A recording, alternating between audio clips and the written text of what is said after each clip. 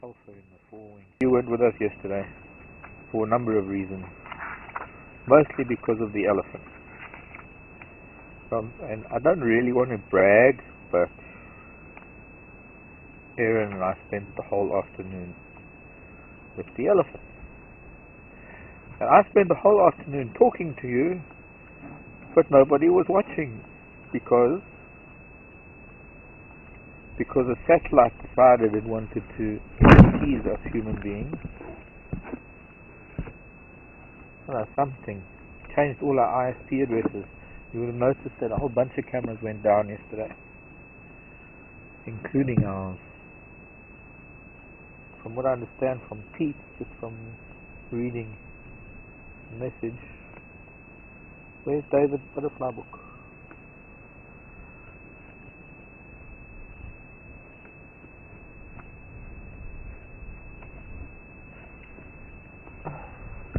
While it's sitting there, can you get quite close to it? Yeah, almost. It's not full size, but it's a safe one.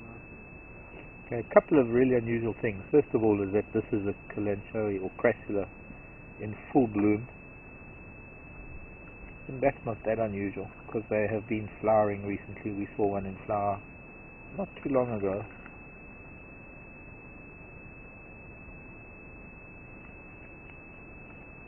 But because it's managed to grow into this acacia, the acacia has given it a lot of support, and it's probably the tallest you will ever see. Normally they're about a meter, maybe a meter and a little bit off of the ground. But this flower is actually probably about 2 meters off of the ground. It's managed to find support and probably protection from this acacia.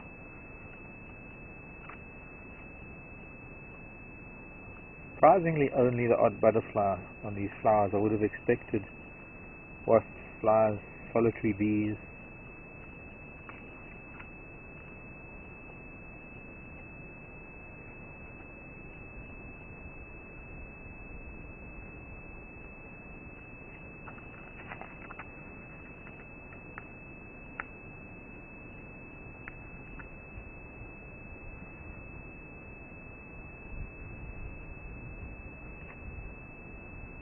Oh, and it's gone. Come back.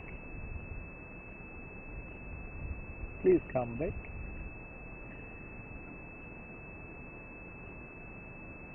Similar to a twin dotted border.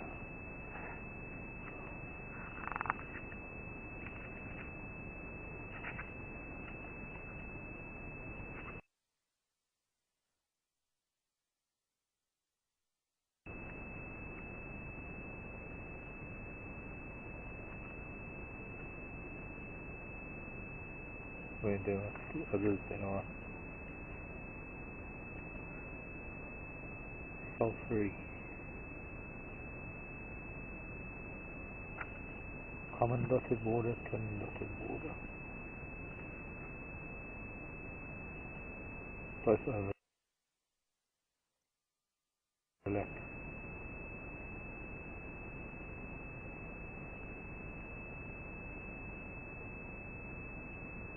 Tapenanthus, Amelia, Tapenanthus. Two butterflies similar to that one. Their larval host plants of the Tapenanthus. Now there's another butterfly coming to one of the lower flowers. That's a brown veined white. Come back. It's not fair, you don't stay long enough. Did you catch it just briefly? Yeah. Probably sit here and collect a few IDs on butterflies. Very interesting to see that one flower sticking so high out of the acacia. I wanted to sit and listen because there are elephants nearby. I want to know where they are. I use the butterfly as an excuse to sit quietly and listen. We're going to see what's been moving around. We've had quite a bit of rain, so apart from the fact that we haven't had internet, we haven't We wouldn't have been able to go out because of rain anyway this morning, which is sad because the elephants were right behind camp. Yesterday afternoon we found them in the riverbed, right in the Thornybush river, and actually, to be honest, there were times when I doubted whether we would have had signal anyway, but we were still getting a signal at camp. We just didn't have internet to broadcast it. It was a hardy dog. Ibis.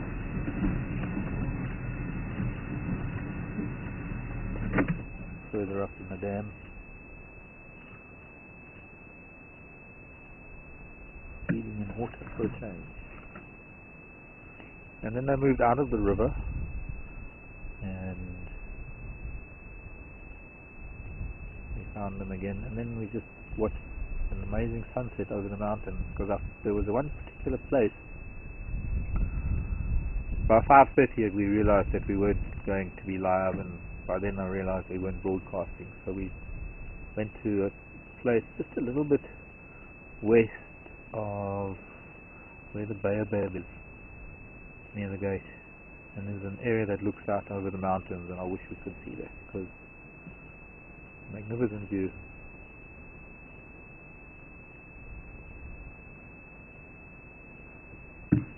Something is terrapin. It came out of that hole in the back there. Oh no, just sitting in front of us. Quite interesting. I wonder if they laying eggs back there. Pull the terrapin out of the water. In front of a little cave in the bank. Oh, that's the kind of cave for a monitor lizard.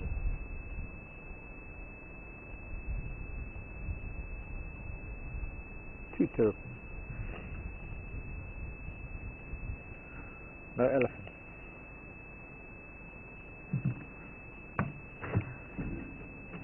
Shall we move on?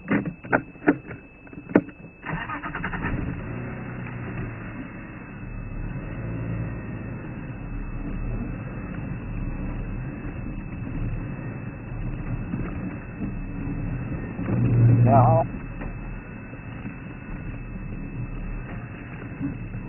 there were a number of emails that we got in the last 24-hour period, and I went through a lot of them. A lot of them were, are we going live? That was yesterday afternoon, and if there were any others, when I'll get back tonight, I'll go through them and see if I can answer them. But obviously, since we didn't have internet, we couldn't give you an answer yesterday. So for those of you that did send in a question whether we were going to be going live, I guess that is the drawback of having everything dependent on this broadband signal and being connected to the world, is that you're only connected in one way, and if that one way fails, we might as well go back to beating drums. Okay, well, we don't have to go that far back. We can go as far back as cell phones. There's that cave. I think the terrapins have left by now.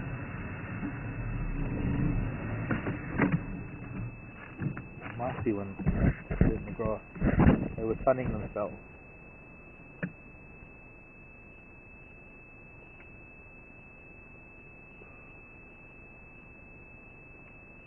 No, they're in the water. An interesting little cave.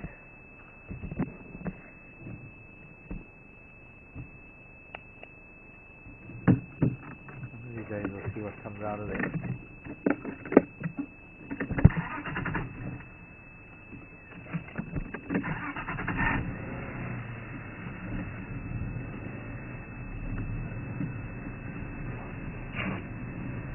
These are the things we deal with in bringing to you a live drive. If it's not a mechanical issue on the vehicle, it's a computer glitch or an electronic problem.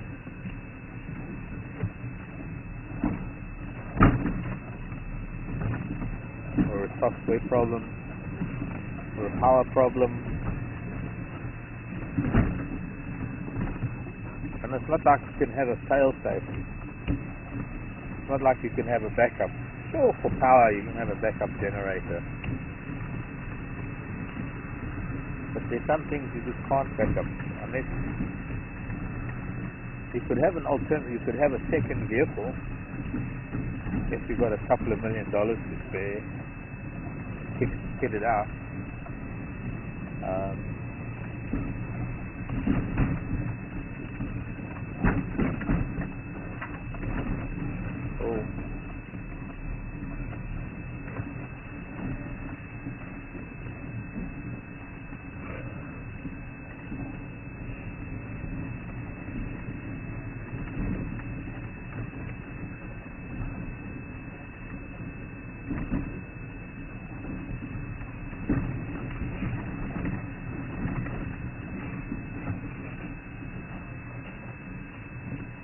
I really would like to go up the fence line or further south from the river. There's no time of these ellies here. They did seem to cross the road going to the gate. Oh, hello, piglet.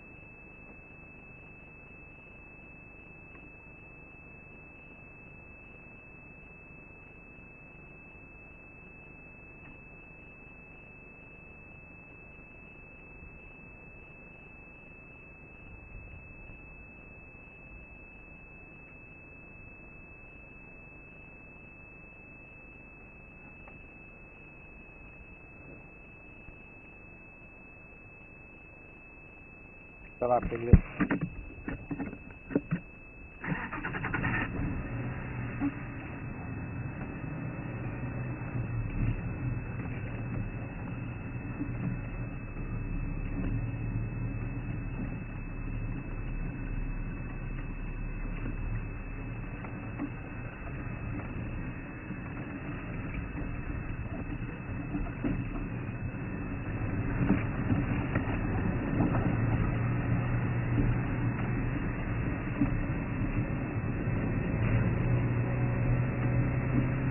We're off up the river.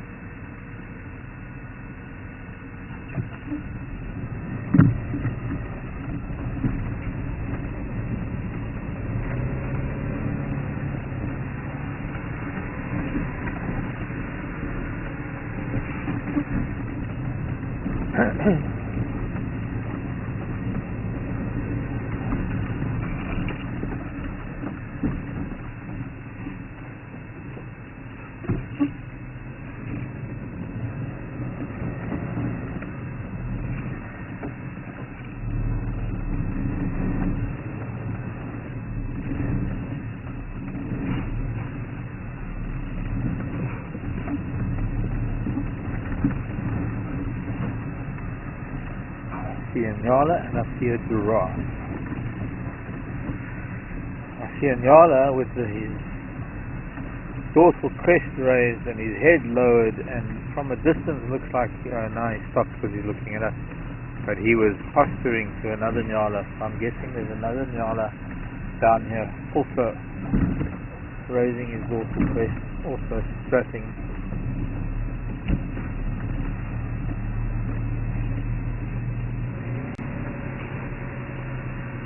Go down them reds to go. Here's another bull here. He's too far away to be reacting to that one. But might have two bulls here. I remember we've seen a group of 5 bulls in this area. There's 3 bulls now. And now our count goes up to 4 plus the one at the bottom makes 5 plus that one makes 6. At least equally spaced Nyala bull. That's seems to be there. 1, 2, 3, 4, 5, 6, 7. 7 bulls.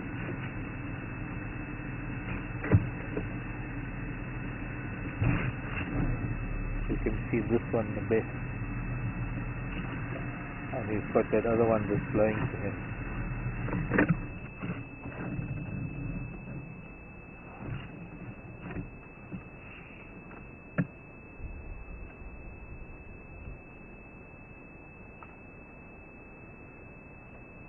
Seven Nyala bulls. Equally spaced, is giving an idea of their that comfort zone they each have around them, that they feel that they can move in without threatening the bull next to them.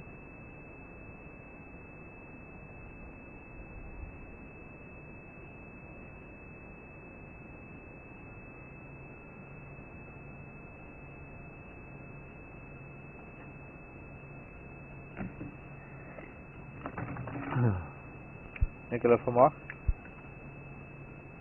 Nicola, what's that lock, please?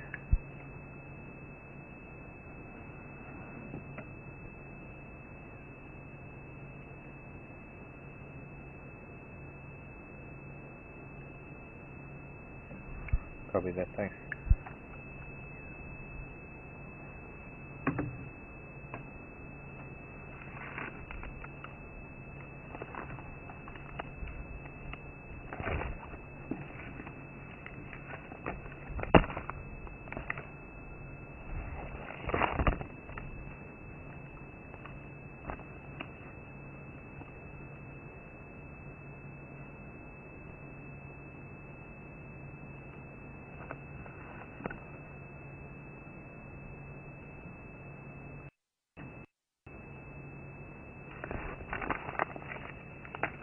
Sorry.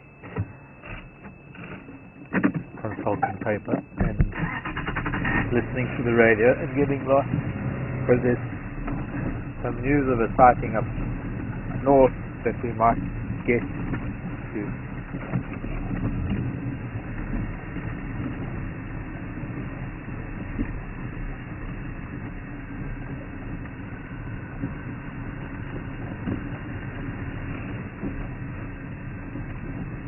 Oh, 1, 2, 3, 4, 5, 6, 7 giraffe there. 1 giraffe here.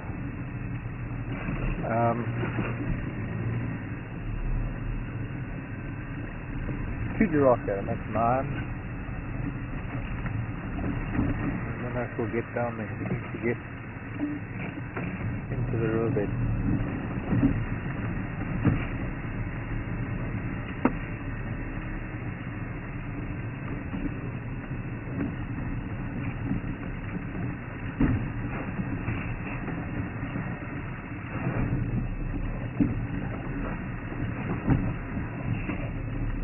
Hello, man. We know you quite well. You got that big scar on your nose. Drove past you this morning when I went to town. Yibble.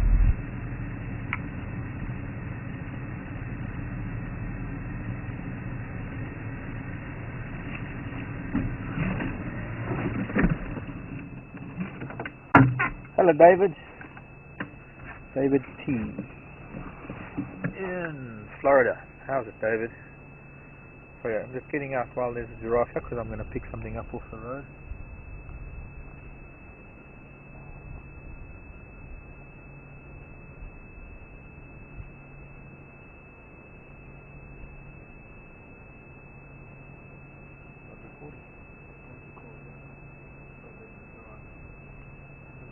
Okay.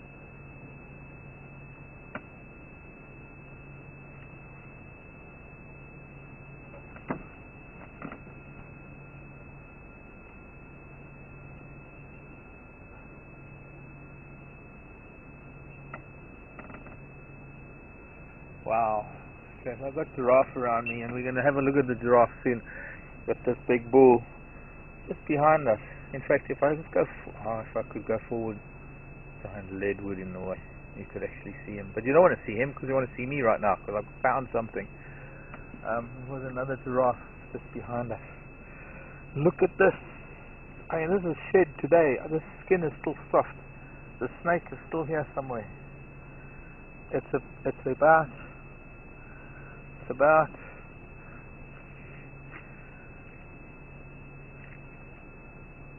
okay, it's nearly as long as me. So I'd say it's about 5 foot there. Let's put its toe down. I mean its toe. Its tail where my toe is. There we go. So there, this snake takes me to my shoulder. And it was, I'll look at the skin. See, this is inside out. And really, I've got to look at it from this side to see if I can get an idea of who the snake was. But you know what's so unusual is that this is a snake shedding its skin practically in the middle of winter. But obviously this little bit of rain that we've just had has changed things considerably. Trying to get the head back into its original shape. This is not a dead snake. This is not a snake that has been skinned and eaten. This is just a shedded skin. This is a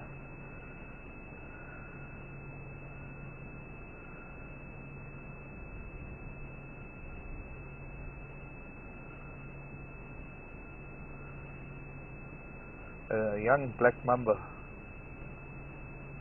Could be, no.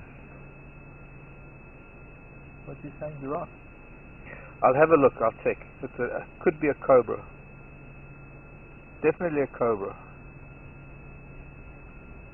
Definitely one of the elapids. I could take account of the scale numbers coming in a diagonal, if I do it this way. I don't know, whichever way is better for light. I've just got a camera there and a camera there. But the diagonal line of the scales, that would tell me 1, 2, 3, 4, 5, 6, 7, 8, 9, 10, 11, 12, 13, 14, 15, 16, 17 transverse scales. There are no obvious markings. This is one of the most perfect snake skins I've ever found. I mean, it's complete all the way there. That's where the cloaca is.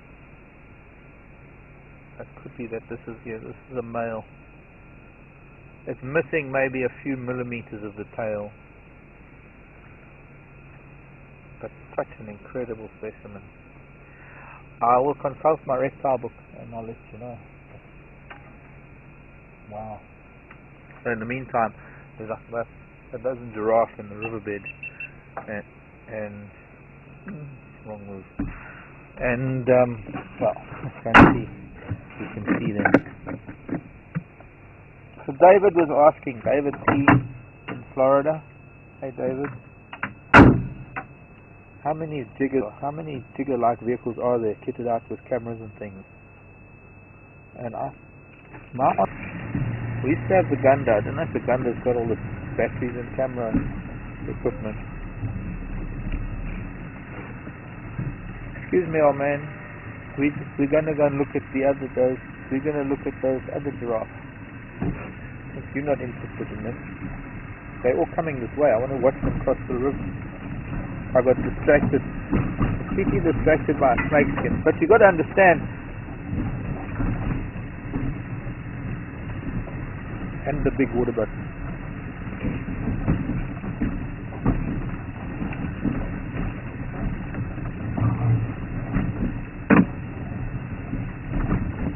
There's that big waterbuck male as well. Couple of giraffes sparring. You're going to find it difficult to see what to put your camera on here, David.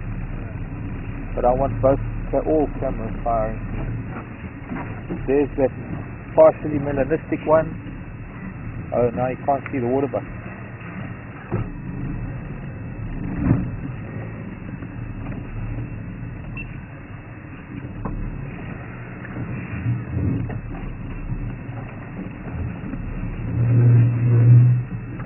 sorry, children, sorry. One little girl and 5 males, and then there's that big bull, and then there are another 2 across the road.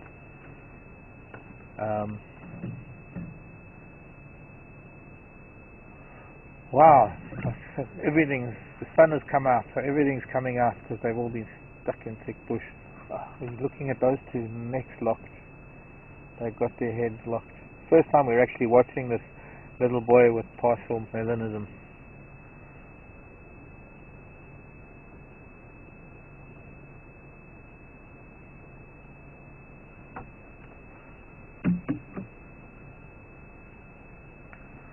Friendly sparring between an older bull and a little one, so he's probably being quite gentle with him. The 2 other bulls that are sparring, they're more like size, so they might get a little bit more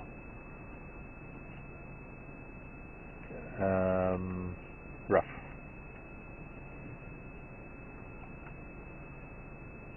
And if we can, I don't know how you're going to do this, but there's that waterbuck while he's still around. He's just happily grazing in the reeds, that lovely big waterbuck. Most incredible view we've got. We need all the cameras to look at this. So I hope there's maybe a giraffe question. It would be nice to actually talk about giraffe while we've got so many.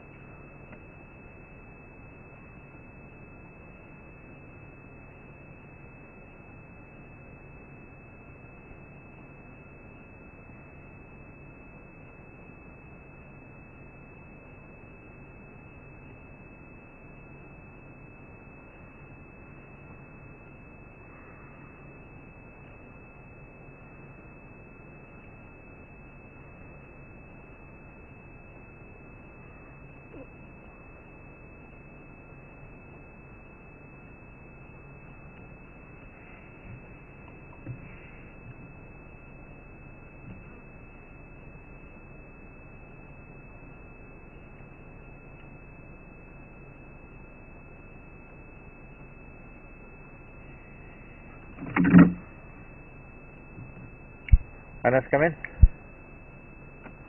Hannes. I don't know where Serval Road is, but that Slumberland Law crossed the access road into Ilkley and sort of headed east. I'm on the river now. I'm going to see if I can try and locate.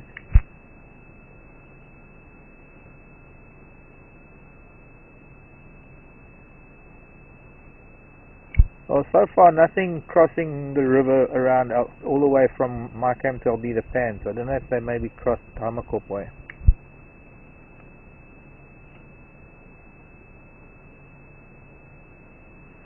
They might be in that block again where those 2 Ngala killed that Mangwa the other day.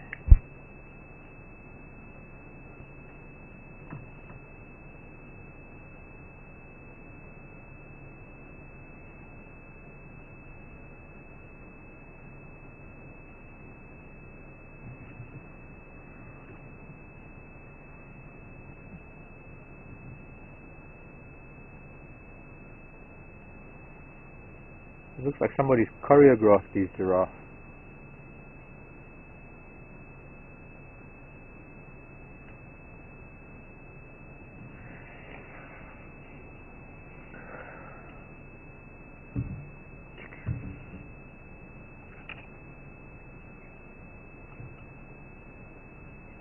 Two more giraffes there. We're surrounded by giraffes. Get a fairly good view of the waterbuck. Yeah, coming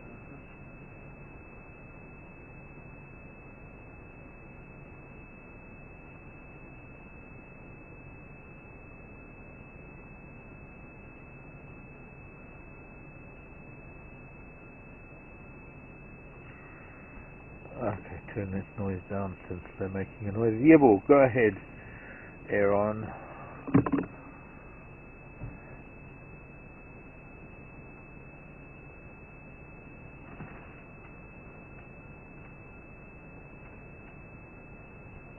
Wow, quite a sight.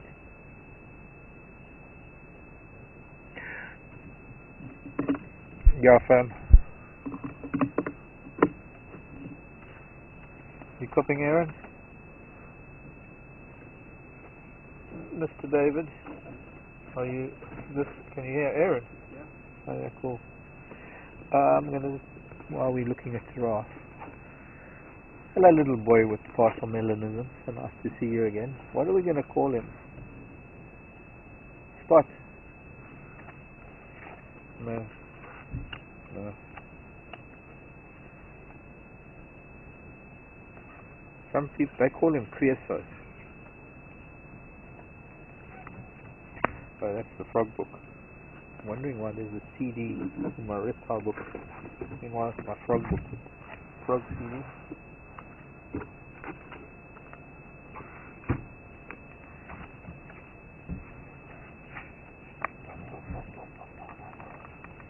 Llamas, chameleons, monitors, vipers, the leopards. Here are the leopards. But that's safe there. But go ahead, Aaron. So 2, 3, 1, 2, 3. Big one at the bottom.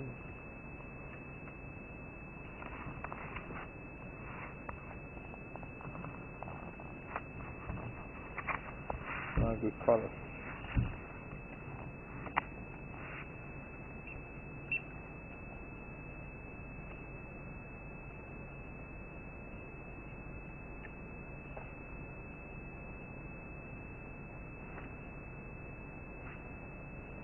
Hello, Sarah, and thanks for your question. Sarah from New York, and Sarah who actually travels quite considerably. Hello, you. Look, we've got a giraffe coming to visit us. I'm just going to talk quietly because Sarah's asking a question about lion killing giraffe. I don't want him to hear me. But you just insist on coming to listen, don't you? Well, I'm just hope you don't understand English that well. And my giraffe is very broken. Sarah's asking if lion here at Thornybush killed giraffe. And yes, actually, Sarah, there's Black Dam Pride, the females that are part of this Black Dam Pride that are the lion that we owe our existence to. They live here on the property, and this is their territory. That pride are almost giraffe specialists. I think they've killed, a couple since we've been here. But the strange thing is that they don't necessarily need a male to bring down giraffe. These are 3 females with the young male. Although the young male seems to have broken away from the rest of the pride. We don't know what's happening with them. But yes, they do. They have found that giraffe lasts them a lot longer than, say, an impala. There's another giraffe there with the 2 in front of us. We've got about 5 or 6 behind us. We can't go anywhere. We're surrounded by giraffe. At any minute now they're going to start closing in and they're going to lick us to death. No, only kidding. They're one of the most gentle and most lovable and the most iconic of Africa's creatures. And while there might have been 1 or 2 aggressive acts against humans, they generally don't bother with us. They keep their distance. I'm just looking through reptile book. Not a shield cobra. Maybe coral shield. Definitely one of the cobras. The key is going to be seeing which one of them it is. By the way, the South African garter snake. We had a question about the garter snakes a while ago. The garter snake is actually one of the elapids as well. One of the cobras. Yes. Aaron. Backspitting. Macmamba. Where's that Egyptian? Oh. I want the started cobra. The pulse. Looking cobra.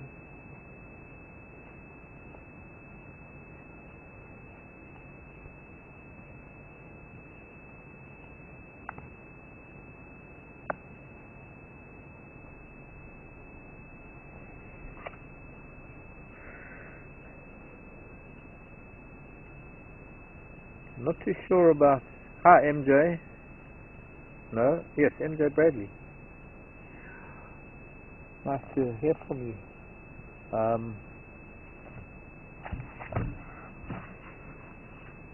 can't remember what you're referring to about the Woolby the other day, comparing it to the giraffe. But I'm just asking if the giraffe are a matriarchal society like the elephant.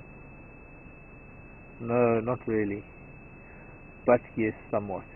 Because you will find female groups, and the female groups are pretty much the same structure as most female groups of animals. It's always sort of females and offspring, and their offspring. So to some degree it is. And then you have males like this. There's a whole bunch of males that have arrived with only 2 or 3 females, possibly because one of them is in estrus, and there's a little bit of competition going on. And so that might explain a little bit of this pushing and shoving and flattening of reeds in the middle of the riverbed. Still haven't heard a tree break. Wonder where those elephants are.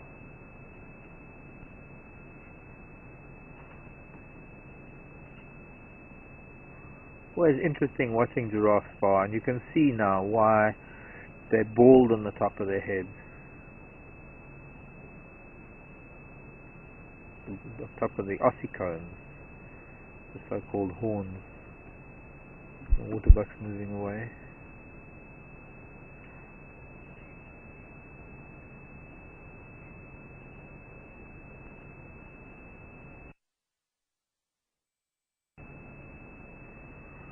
Compared to a football or a soccer ball, how large is a giraffe's foot? That's from David.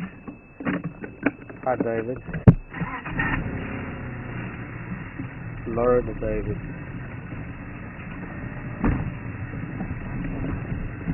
See if we can get a view of that waterbuck. Look at him. Oh, he's going to move. And there's grass in the way. Want to get...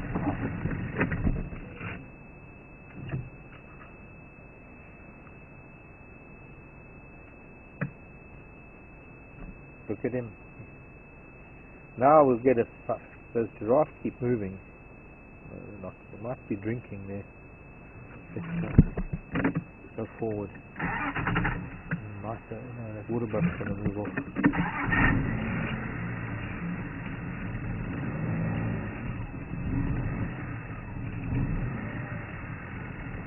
Don't go anywhere, waterbuck. Just stay there, yes. Look at me, because I know if you're looking at me, you're not going to walk anywhere. But as soon as you look forward, I know you're going to walk away. But I want to see this giraffe, because he's going to drink now. And this is quite incredible to see from as close as we are.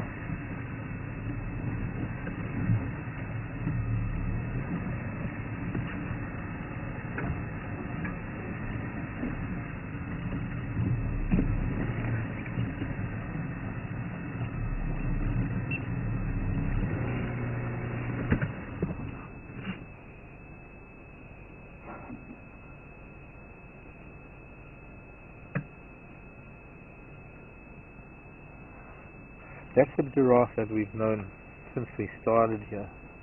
He's got an extra little piece of calcium kind of thing, growth on his horn that is rather unusual. It's very, very distinct. There's no other giraffe that I've ever seen in my life that looks like that.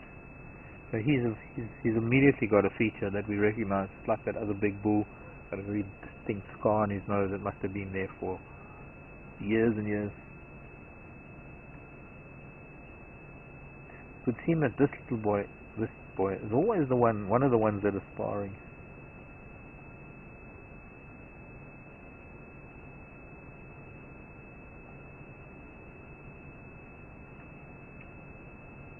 But there's a whole physiology about a giraffe that changes when its neck, or rather its head, has to go down onto the ground to pick up something or to go down to water to drink. Go ahead.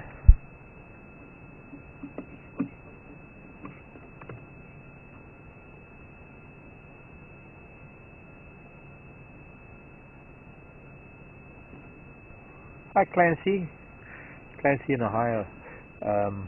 Interesting question, because we have seen giraffe sparring quite a lot, and yes, Clancy, the sparring is all it's almost like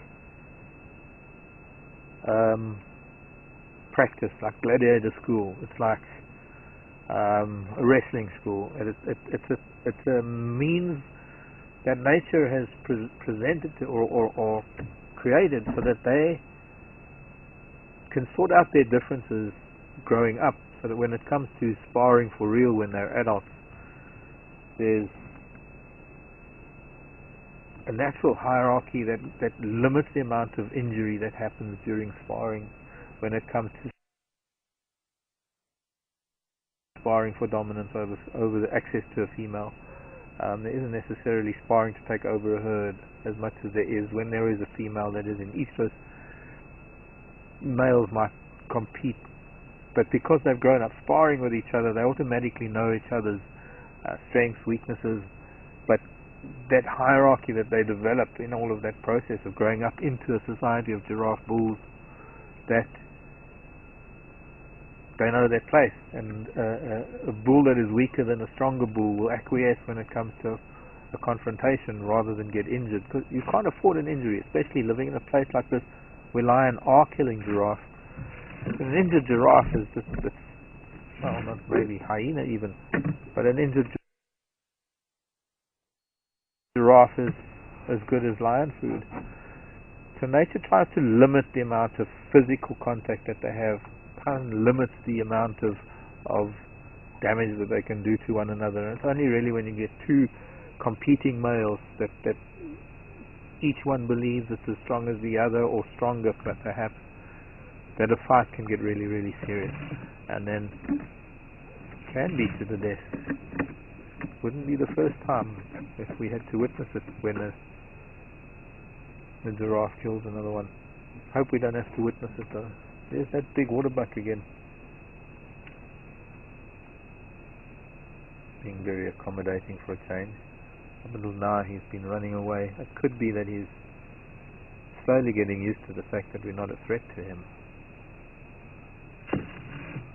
Okay, let's see, we're going to try and get out that side, maybe get a little bit closer to him.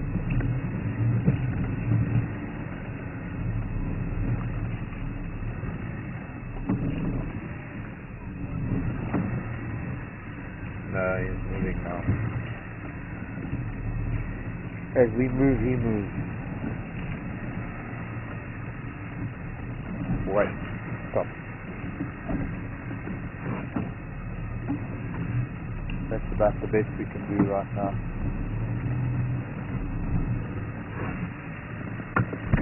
Of course, it means you've got to play with the camera and get it level again, but we've now completed the waterbuck family. We managed to see those females and youngsters. I have no doubt that he's probably the father.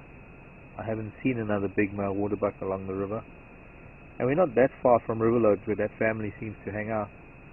So, quite a magnificent bull.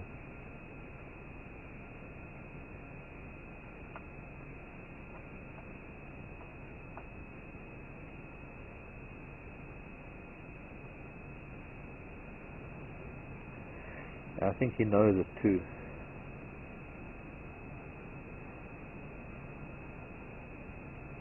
He's got very little competition, so he just stands around eating all day. He's like me, he's got a bit of a belly.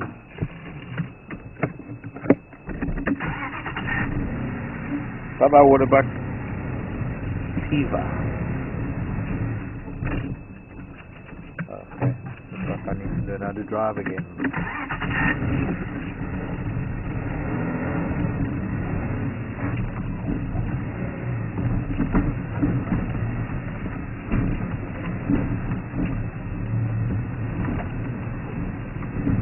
Wow.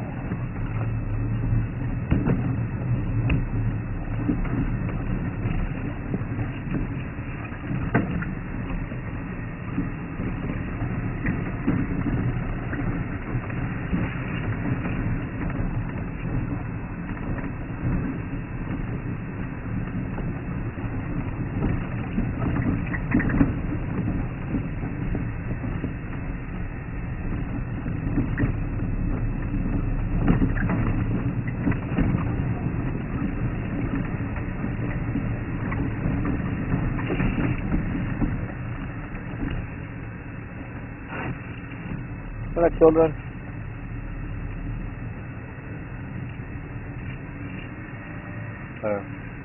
An adult. Big male giraffe. 3, 4, 5, 6. Looking about 2 of them.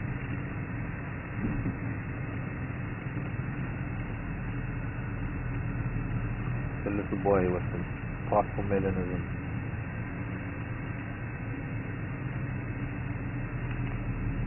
Okay, well, we'll see you later, guys. We're going to go and see what else we can see. You're all moving off into the bush. Maybe we'll just get a little bit of a shot of this youngster because he's fairly open. He's watching us, pretending to eat.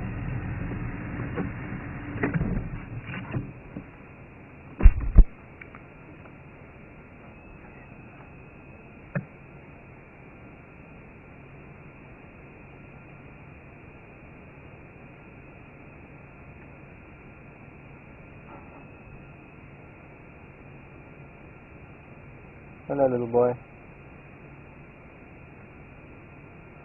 How old is a male giraffe when he leaves the natal herd?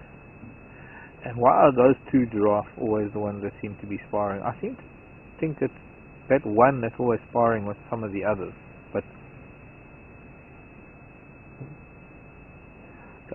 this is from Marsha in Louisville, Kentucky. Bluegrass, Kentucky.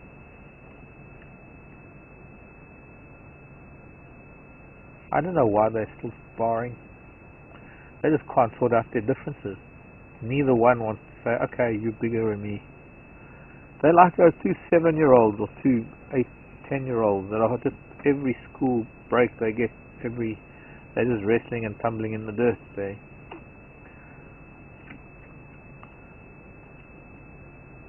both strong characters.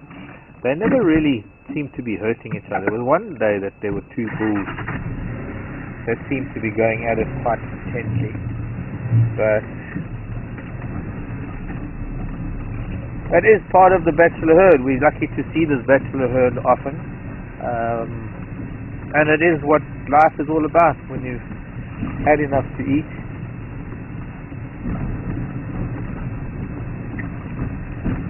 you've got a bit of energy to burn. See, the other thing it does is it does kind of strengthen bonds within the bachelor herd. So it's not all about aggression. It's not all about being macho. Some of it is also strengthening bonds and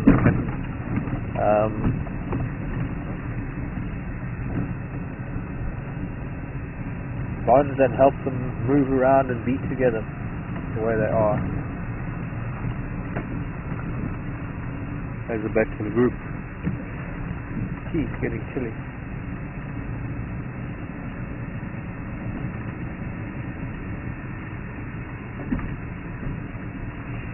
Fish out.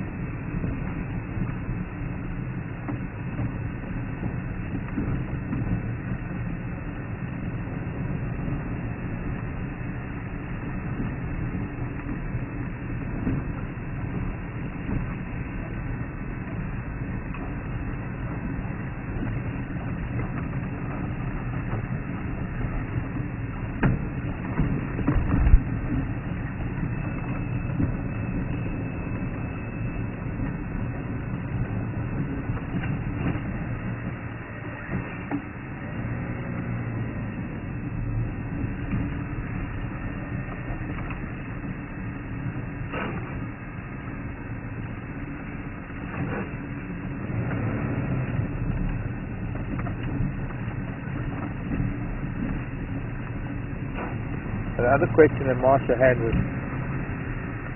what age does he leave the natal herd? I don't know, I think he was about 4 or 5 years old, I'm not sure. And Vivian Fargo, hello Vivian.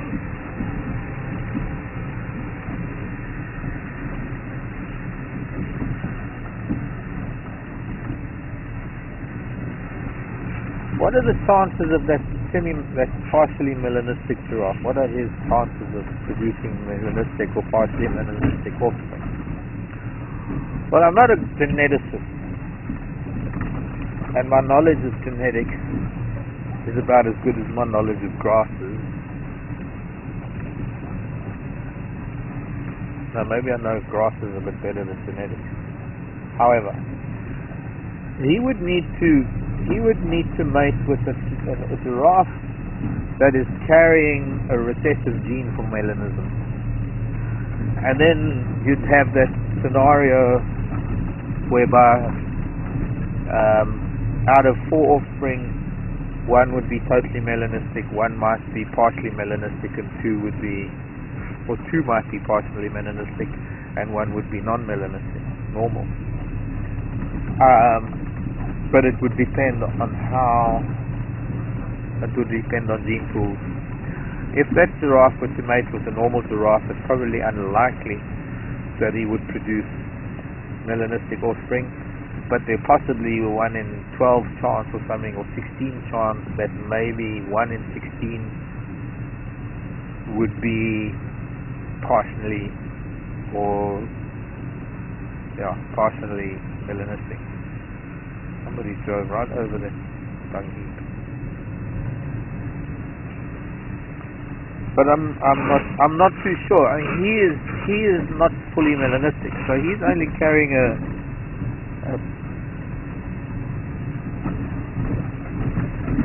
he's sort of right at the bottom end of that spectrum of carrying the gene.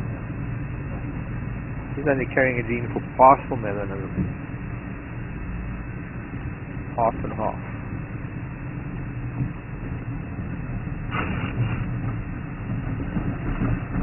I'm going back across the river.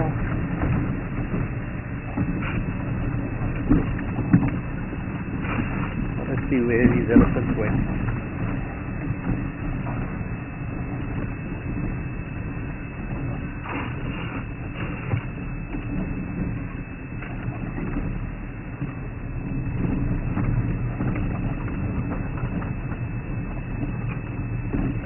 Maybe they're coming back to the river this evening for their daily dose of Phragmites riveries.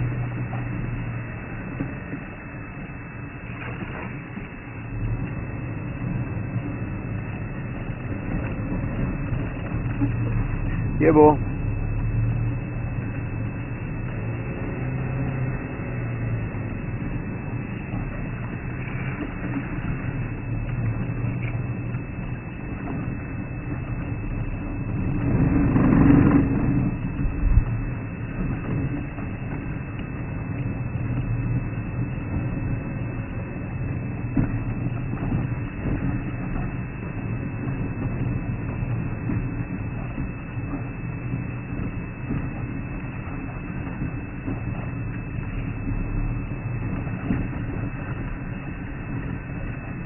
Sharon in Memphis.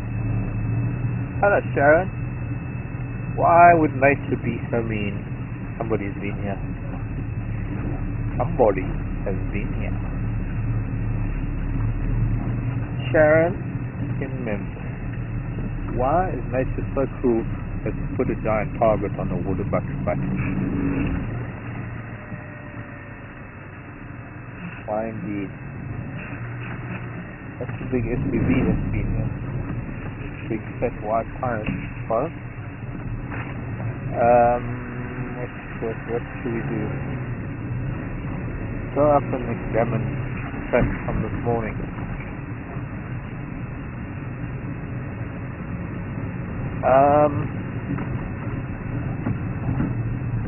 I know it would seem that way, but then you've got to remember that it's only us humans that see it as a target. There's no animal out there that sees that shape and thinks it's a target. And it's just so somehow over time it has worked out that for this particular species of waterbuck or cobid,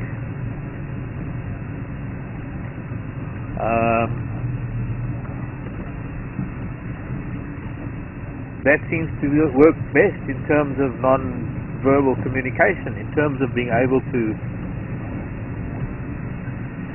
use their tail to say so much. And if you look at the waterbuck's white ring and the dark tail, instead of having dark background with the white tail, it's kind of reversed in the waterbuck. And that might have something to do with the fact that if they were in the water and there's a lot of mud, there's going to be mud on the tail, so the white hairs on. No, it doesn't really help. Well, maybe that it's not going to be able to flare its tail and show white, that maybe it needs the dark tail with a white background to be able to see for others to see where the tail is. But when you see it, a waterbuck with the white ring and the tail, and the way that it flicks its tail around that circle of white, and that's almost like flag signaling. Well, no, actually that's what it's called. It is called flag signaling.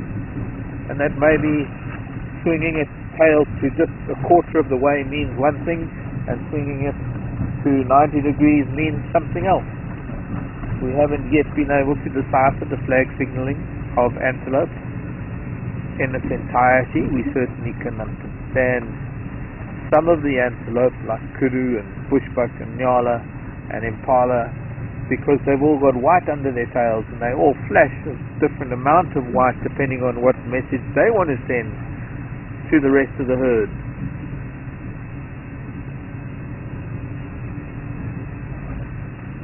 Most of the time it's barely even there, it's just a very brief flash of white.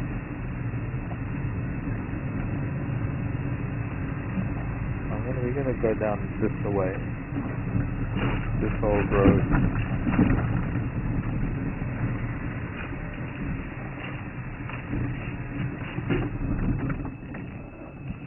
You do that to me every time, don't you?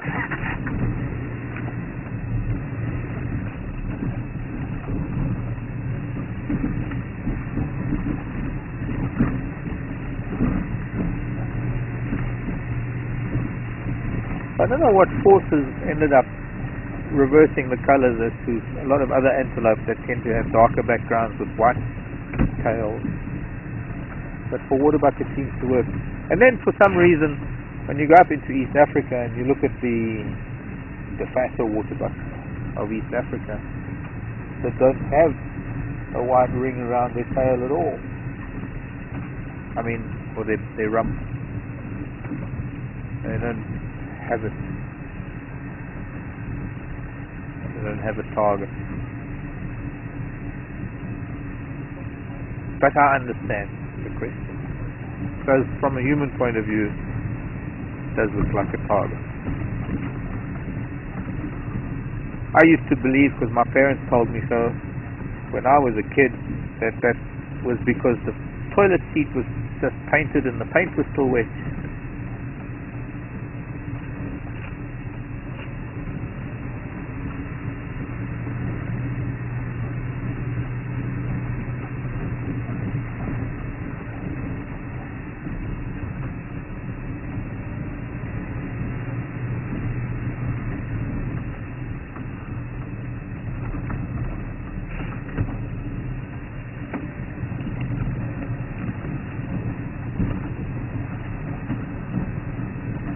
Standard mongoose running up ahead.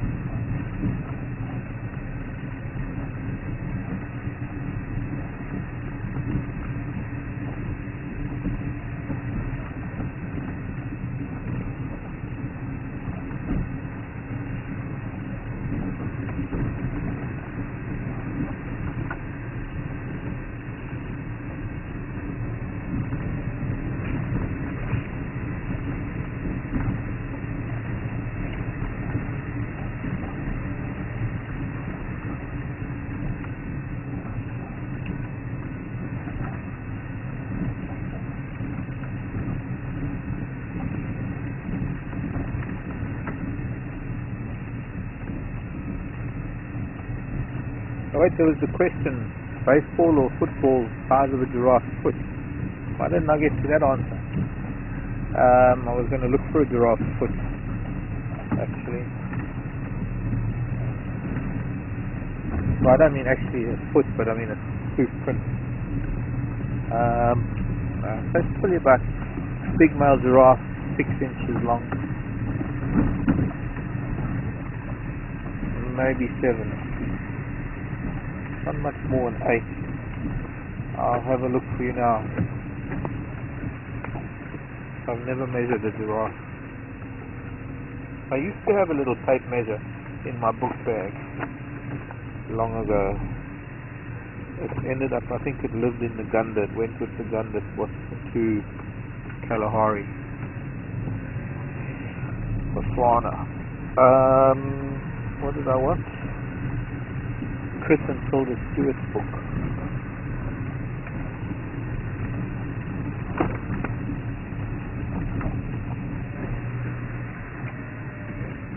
Let's listen for elephants for a minute while I'm looking.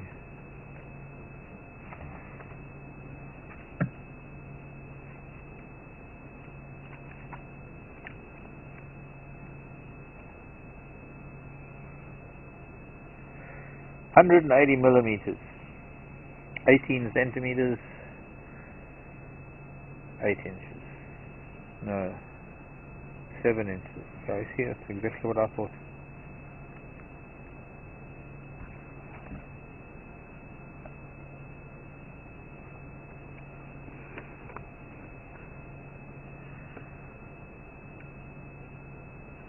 I see tails wagging up ahead, but that's impala.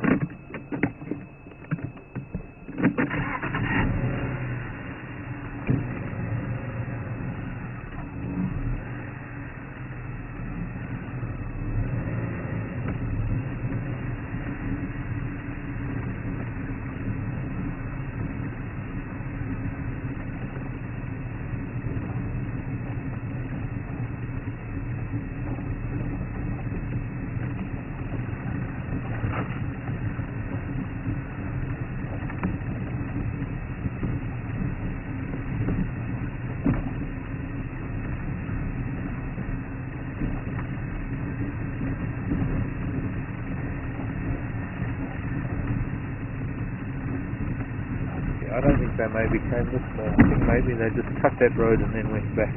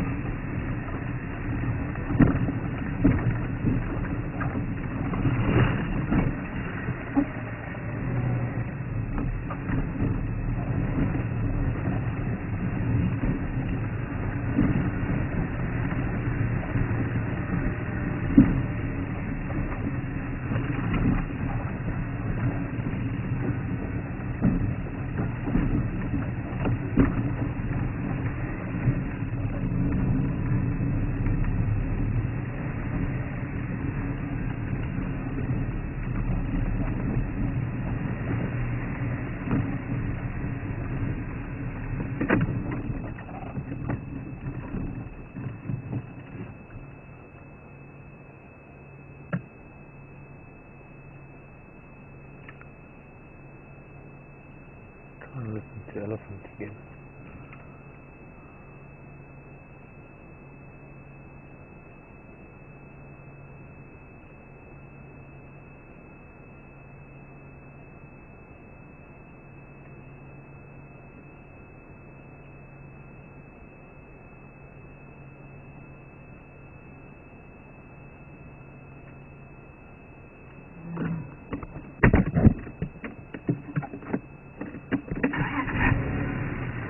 There's a road that they're cutting through there now.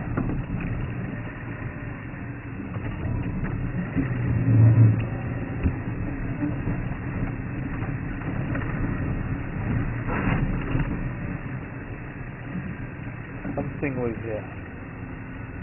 Something was dug here.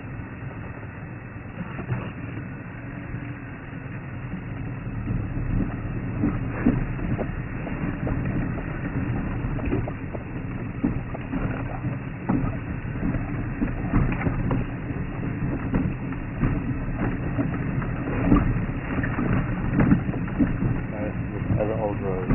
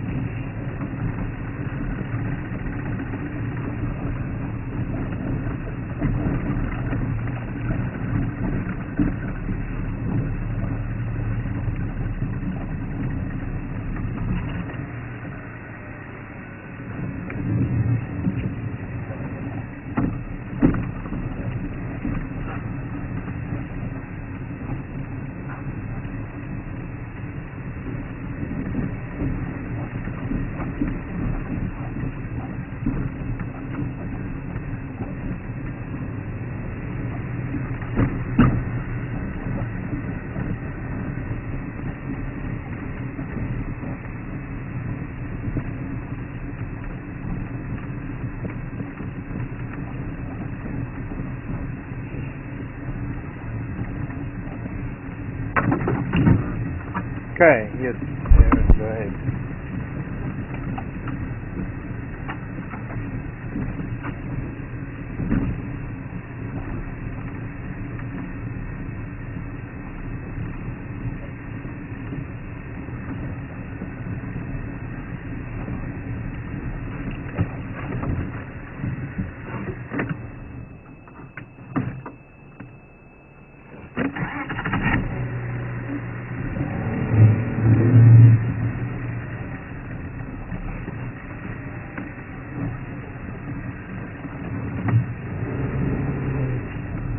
Stop and listen again, but I just found something that I wanted to show you.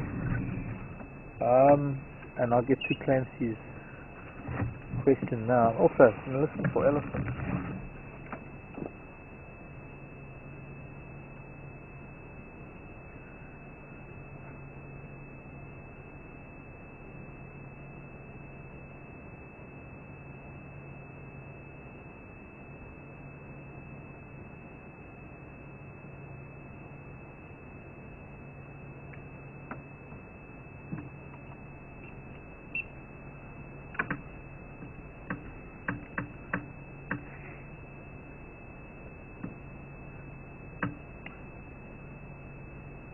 Partial skull. Partial because there'll still be a lot of animals that will be feeding on it. There are a lot of animals that will not, or nibbling on it.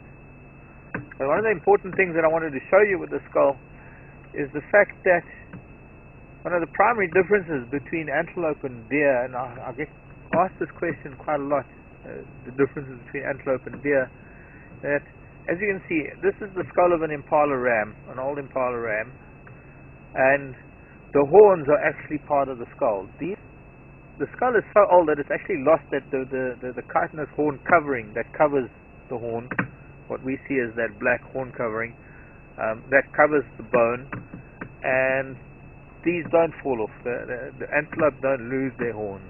They just get bigger with age, thicker with age. These ends have been chewed, no doubt, by hyena.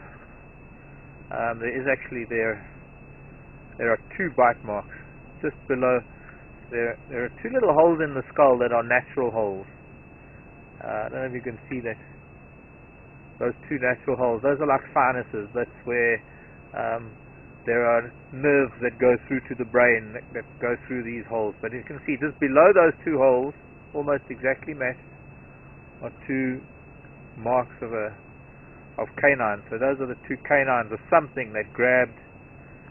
Could have been a leopard, perhaps, even who killed this impala, grabbed him by the face, and those are the 2 canine marks. But it could also have been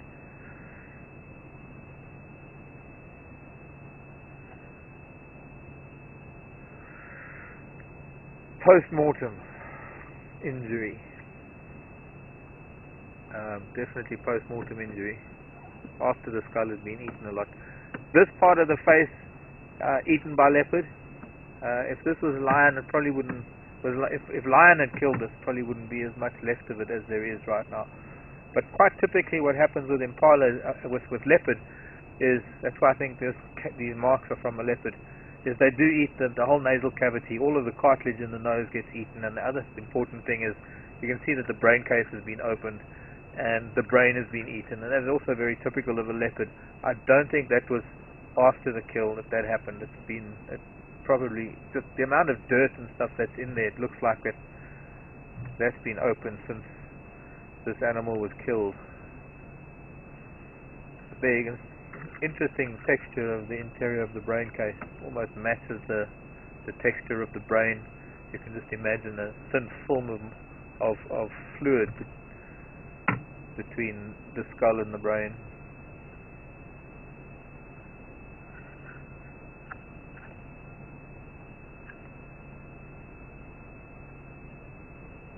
And all this time I haven't heard a branch break, so I don't know where the elephant are. So we keep looking.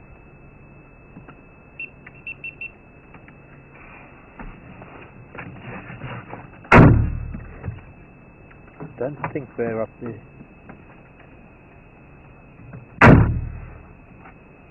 So Clancy. Hi, Clancy. In Ohio. Was asking about albinism.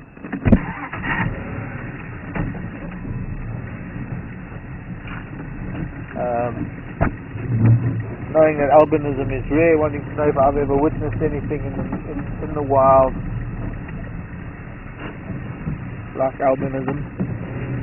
Wondering if there are any local traditions, myths, legends about white animals as there are with American tribes and white buffalo.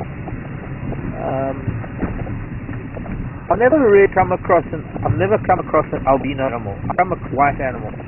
Big difference between albinism and leucism. I think leucism is probably rarer than albinism. In some cases, I don't know the frequency. But what I can tell you is that an animal is far more likely to survive with leucism than it is with albinism. Albinism entirely lack of pigment, red eyes, highly susceptible to the sun and its UV, A and B radiation, as are albino humans.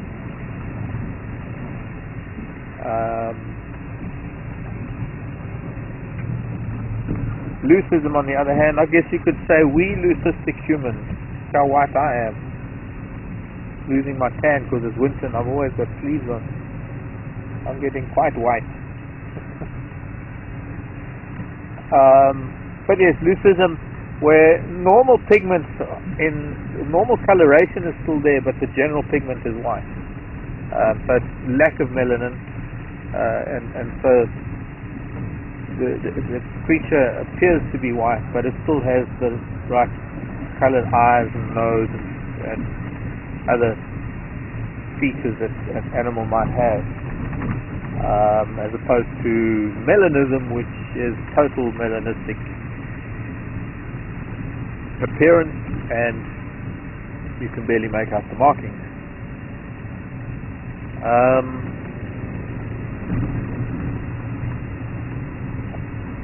There was a white giraffe that had been photographed often in the Beluga Game Reserve back in the 90s. Never saw it. I never saw it. I've seen pale giraffes, never a white giraffe. I've seen leucistic birds. I've seen white lions. Speaking of white lions, most definitely in this part of the world there is a lot. One of our top philosophers, some wise old man, philosopher, seer, prophet, elder. There's a squirrel. You're not going to let us see you, are you?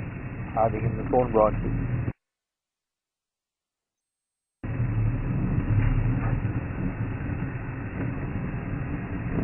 Right, evidence of elephant. Elephant evidence.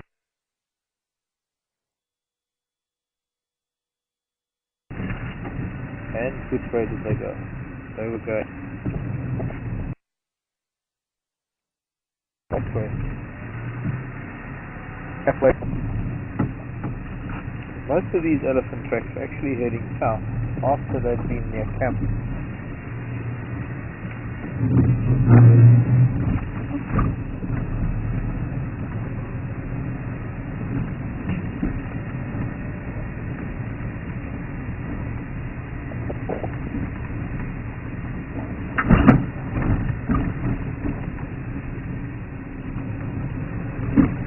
They must have gone onto the fence line then. I thought they might have gone that way. It doesn't look like they did. It looks like they went back. Don't know how far we can get along that fence line. They're losing signal, but I'd like to just see if there are any tracks there. This is the gate where we come into the reserve, by the way.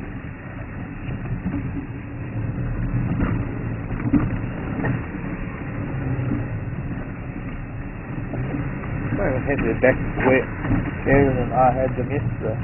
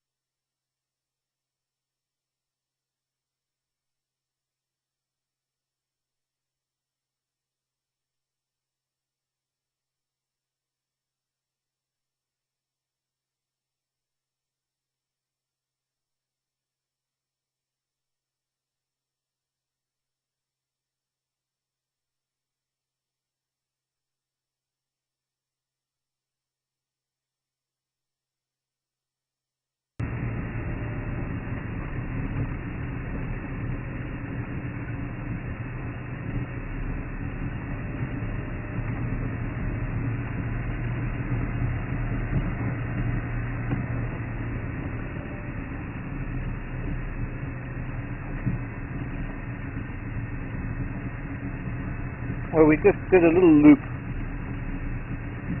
looking for tracks of those elephants. Went out of signal range, came straight back. He has most of the herd of the wildebeest, but there's Billy and his mom are much further back where we were out of signal. And there's three more giraffes here. So now I know that the little girl that is down there on the river with all those big males is not the little girl from here.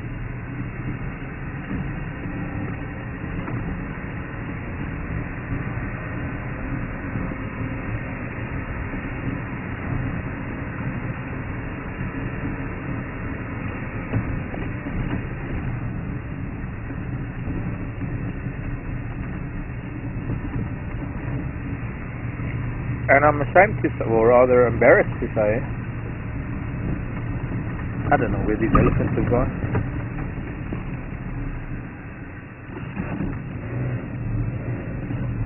I can see where there were monkeys, I can see where the little parlor, I can see where the giraffe have been, and the zebra and the wildebeest.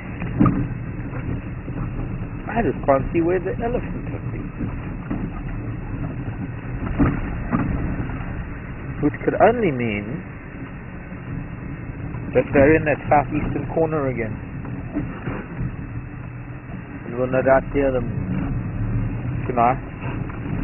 And sorry.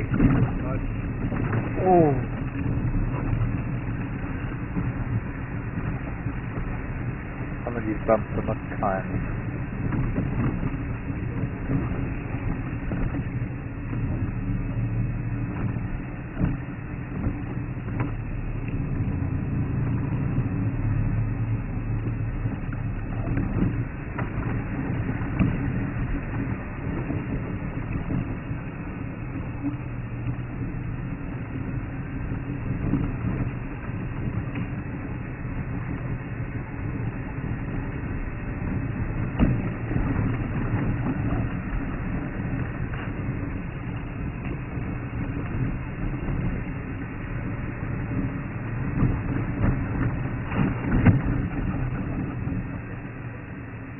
Aha! That is because they all crossed here in one line.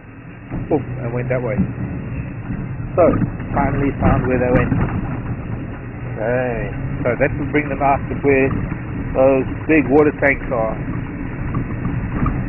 It's taken us the whole afternoon, but sometimes it's what you got to do. You got to eliminate all the places where they haven't been to find the one place where they have been. Sometimes you're lucky to find it the other way around. But because I wasn't out since yesterday, I didn't know. If I'd been out this morning, we would have looked.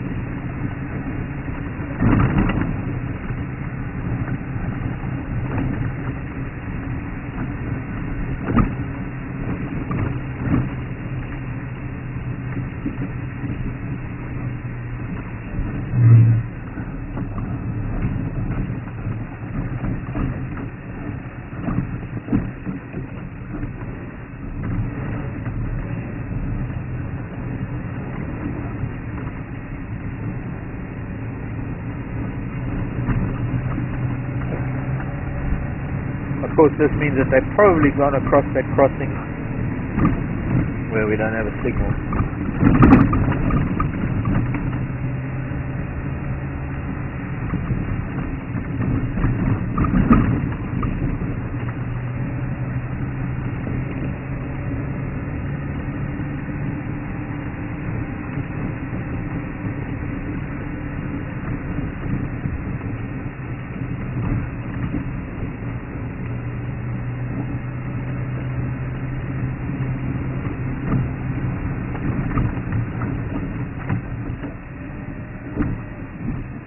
And then they went down there, straight down to River Lodge. Okay,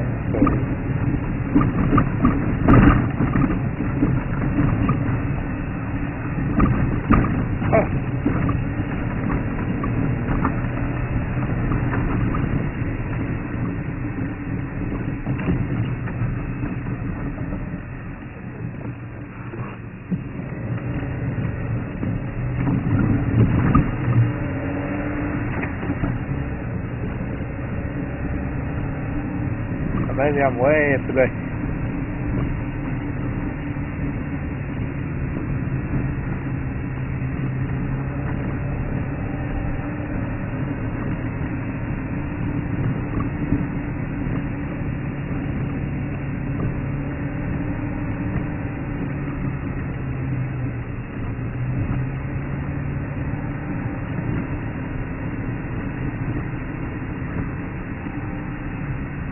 That might be what Hannes has got up on the Luxie Bush for that cut line. He might have that.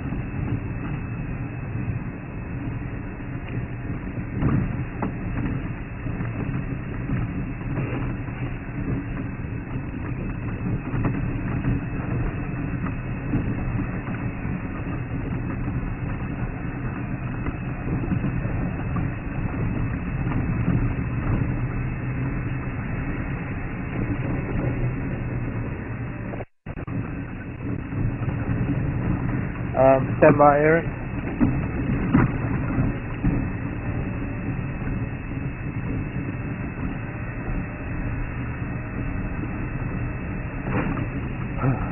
Hannes, come in.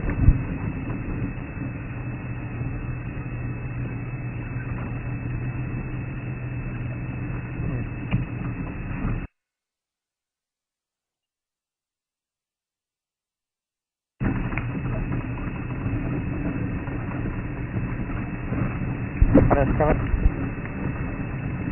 Did you get those in blow?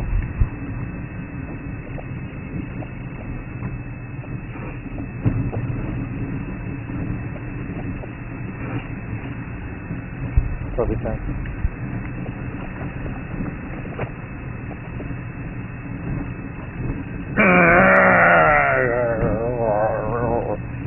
I would, if I was the Hulk, I'd turn green and big and angry right now.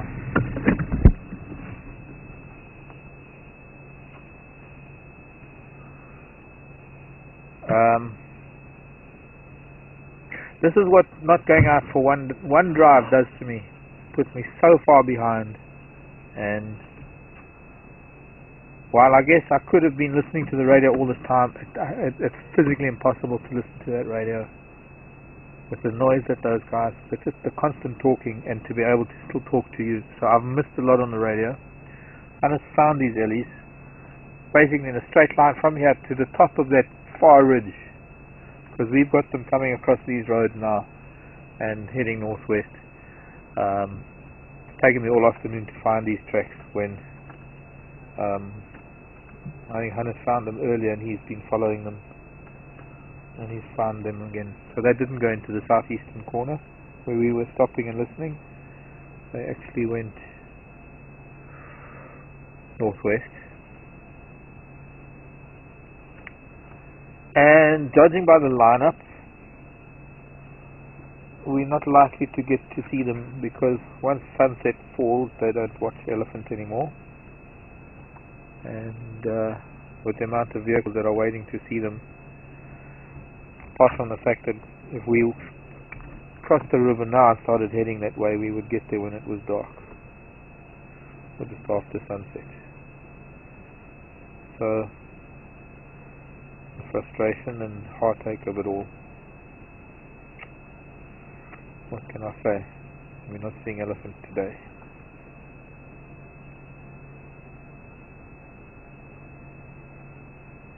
I don't know. It's just somehow sometimes things don't make sense when you think about it. But c'est la vie. Friday today for me has been a Monday. I've said many times Mondays can happen at any time. Well, today my Friday is on a Monday. I think my glasses are so dirty. Go ahead, Aaron. Aaron had a question. Sorry, I'm very disappointed and I'm upset now.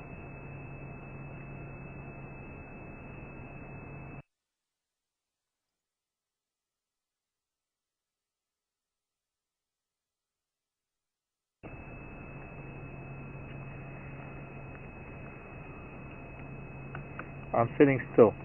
Signal went unlocked.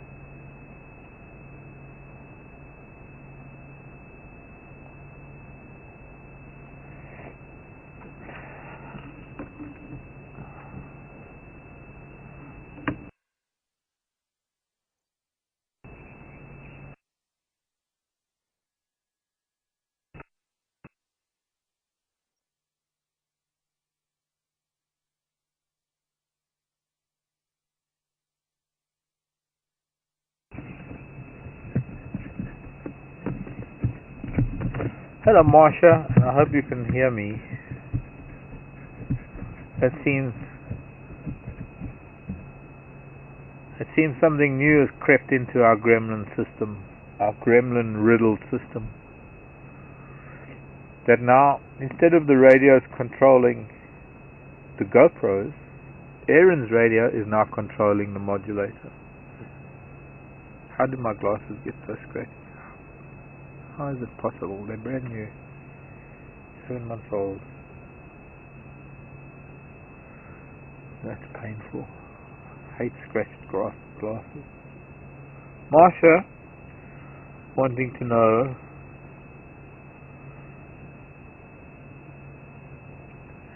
if I have ever been walking in the bush and I see a snakeskin, and if I've ever got a fright from a snakeskin, because Marsha was saying she has when she was young. But no, Marsha, actually I haven't ever really gotten a fright from a snakeskin, because I guess I'm familiar with snakes, and for me I know what a snakeskin looks like.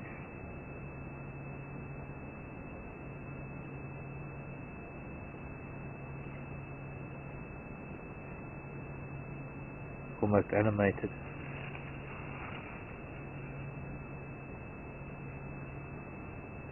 So I'm doubly depressed and frustrated. They had the Malawan female leopard with her cub, one of her cubs. It seems that there seems to only be one cub with her these days. I dare say maybe one day it's one cub, another day it's another. Although that's only judging by the tracks, because nobody's seen her for days, if not more than a week. But they found her. They had them on a kill. Where it's possible was on the edge of our signal range, but the madness of the vehicles in trying to view her chased off the cub, and it's now that she's gone.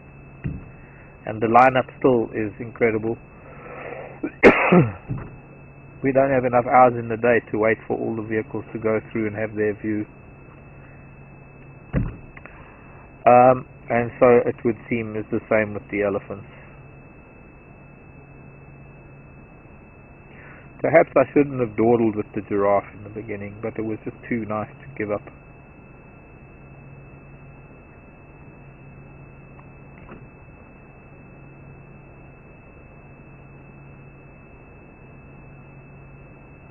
So my Friday turned into a Monday. Well, my Friday turned into a Monday when I went to town to buy fuel. But it's now a double jeopardy Monday. Beautiful light.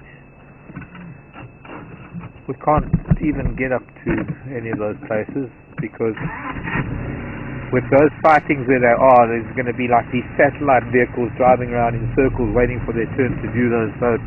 They're going to be a clump of vehicles there and a clump of vehicles there, and I don't want to go anywhere near them. I'm lucky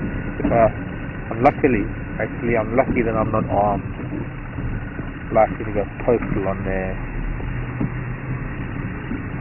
diesel engine.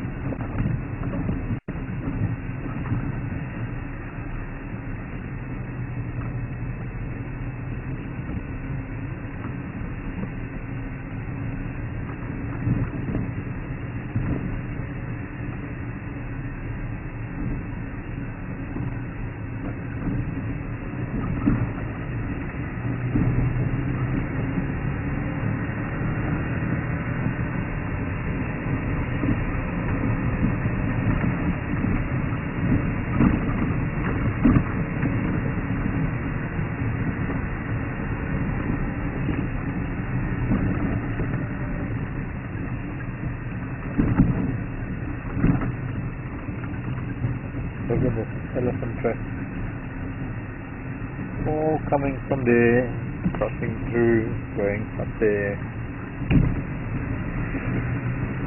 Could have started here this afternoon. I think I'm just all out of sync here in Thornybush. It's just, there's something about it.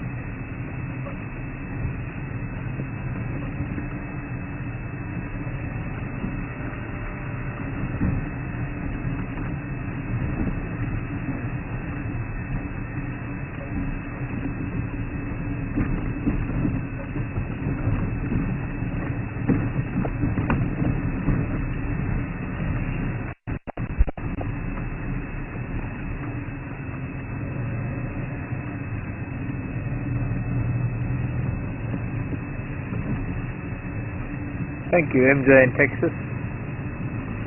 Word of encouragement. Thanks. Here, I'll find them tomorrow. Tomorrow is another day. Oh. That is true. That is true. Although,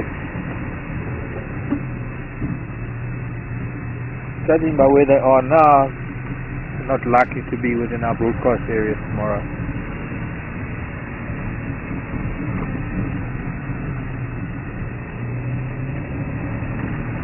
Made a beeline for the northwest. And it's not very often you find elephant tracks single file like that. That's when they're moving from one place to another. Could be they're going to meet up with the rest of the herd or other members of the herd, or who knows the reason. Only elephants do. But it would seem that when it was raining here this morning, they didn't want to have anything to do with this part of the world, and they just marched back up north, single file. Oops.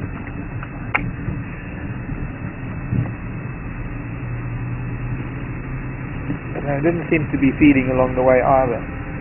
And no dung, no debris, no leaves, no branches. Ooh, it's cold, cold, cold and tired.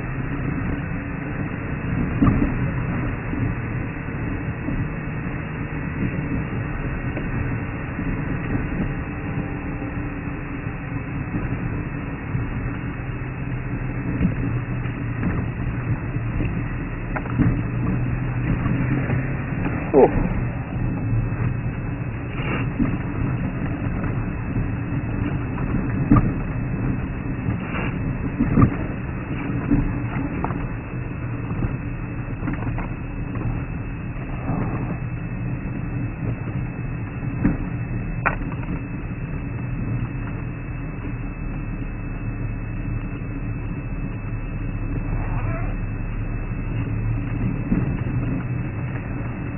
Anyway, I've only got myself to blame. Probably why I'm more upset than anything. I've only got myself to blame. Choosing the wrong direction and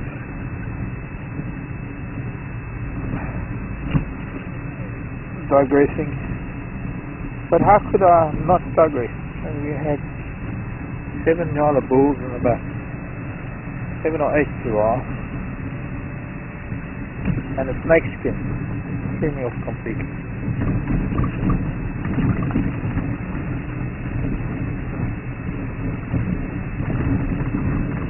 How unusual. Snakeskin in the middle of July.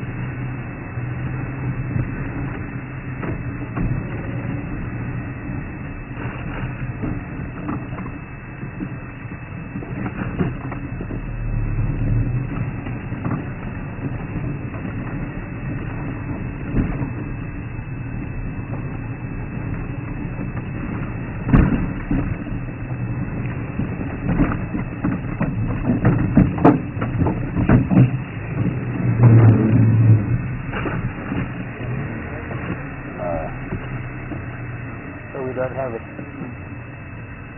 Oh. We don't have it.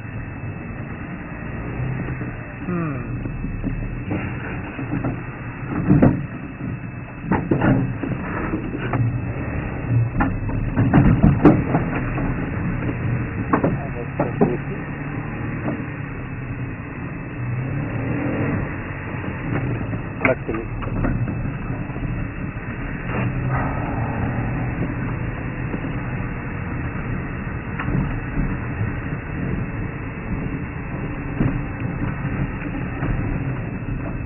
Oh, the little bushbuck running away.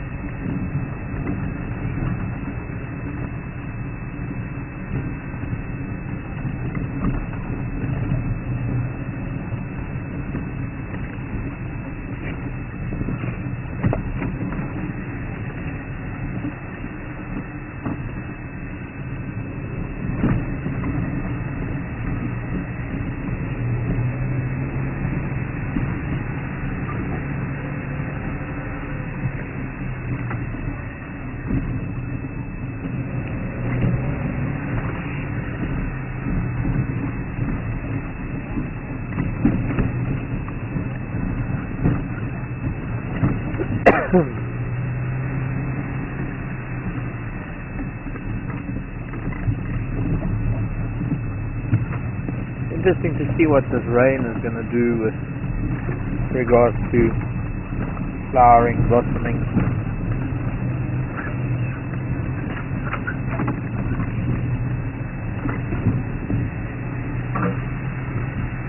One thing I know it will do is in the next couple of days it's going to drop the temperatures a lot. Nighttime temperatures. I can already feel it now. Because the sun is, well, we're on the eastern, we're down sort of in a dip. The sun is set for this part of the world already. Still shining on the trees, still up in the sky. But we're now in the shadow of the ridge up in the northwest.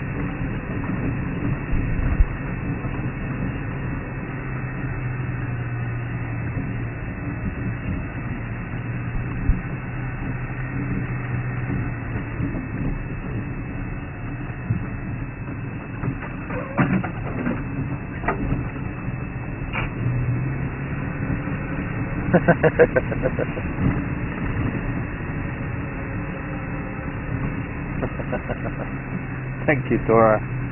In Charlotte, North Carolina. Charlotte says, stop beating myself up about the aliens today. Okay, I shall. Thanks, Dora. And others. It wasn't so much that. Yeah, they do mean a lot to me, and it wasn't so much that. It was a case, it's more a case of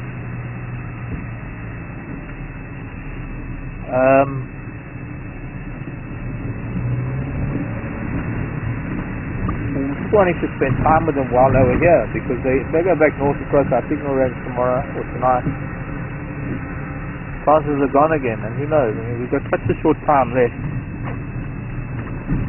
I can find those giraffes tomorrow. They're not going to move out of our signal range. And the Nyala, it's not like we have a shortage of Nyala.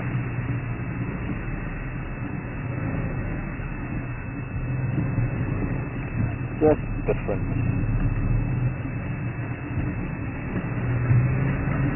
But it's exactly what it is all about, being in the bush. That you have a network of roads and you choose to go in a particular direction, and if there was no radio, I wouldn't know I wouldn't be any wiser as to where, well, I suppose I would have ended up following them and maybe then found them. But I would not be any wiser as to what else has been found in the rest of Thornybush, and it doesn't help me choose where I want to go when I reach a fork in the road or a junction, and whether I want to go left, right or straight, or if there is only a left or right. It is the constant dilemma of being in the bush. Should I go this way, and what am I going to miss out on? If I go this way, what's going to be on the other road that I'm not going to see? And you can't split yourself into 100 pieces. And so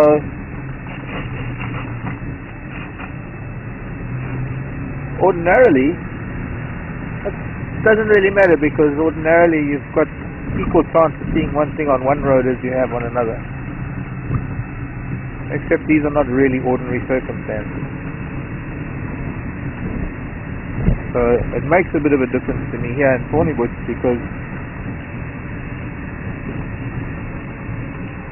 they are the only elephants we're likely to see, and those are the only leopards that we are likely to see, and there are only certain lions that we like. It's not like if I drive around at home, or if I'm in East Africa or something, where you take one road, you could see one pride of lion. If you take another road, it could be another pride of lion. If you take one road, there could be a herd of elephants, and whatever road you take, there are going to be lots of elephants. So it's not as critical as it is here. Here, if I go right and I find out that the elephants were left, where I should have gone left, it's not like I'm going to be able to find other elephants. In fact, those are the elephants I can find, and now I can't find them. So I think that's more of what it is all about, is that it makes me a little, I don't know what the word is, not despondent, not frustrated, or not. It's just that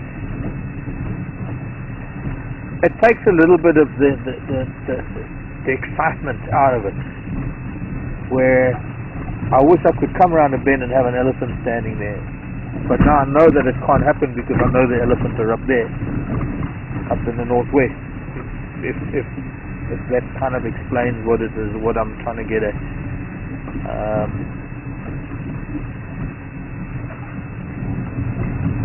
And the very fact that those are the elephants that are around means that every single game drive vehicle is drawn to them like a magnet, because the guests haven't seen them, because they've been down here at Ilkley.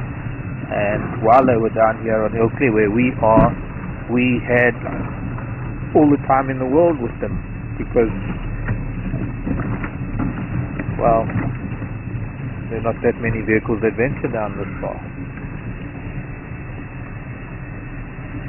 Anyway, that's the bush, and it's a beautiful evening. I love driving around the bush on beautiful evenings. So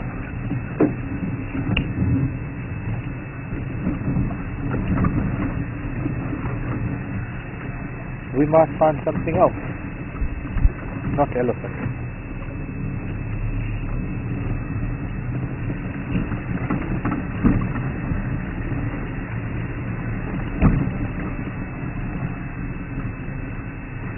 Tora was asking as well what type of snake the snakeskin belongs to. Well, Tora, I'm guessing that it's not guessing, it's definitely one of the cobras. Now, the number and positioning and shape of the scales around the eyes and the cariatals, the ones on top of the head as well, are very distinct for each species of snake, and it's going to take a little bit of time to investigate it further. I have narrowed it down, most definitely, to one of the elapids, one of the cobras. I think it could be a snouted cobra. I looked at the Mozambique spitting cobra. It is almost the same as the Mozambique spitting cobra. It's not the black mamba. Also, I think the skin would be a little bit darker. You know, the mamba is a sort of charcoaly color. No, it could be. Color-wise, it could be a mamba. But it is definitely an elapid. It is definitely one of the cobras. And at 5 feet, probably an average size. Could get bigger.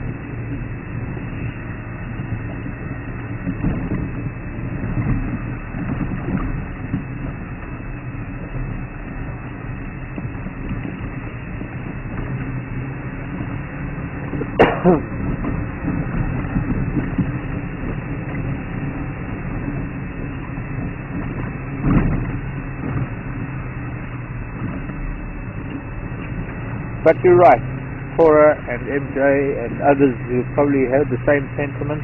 We might not have had the elephant, but boy, that was really pretty with those giraffes in the riverbed and the waterbuck. And I would never have found the snakes.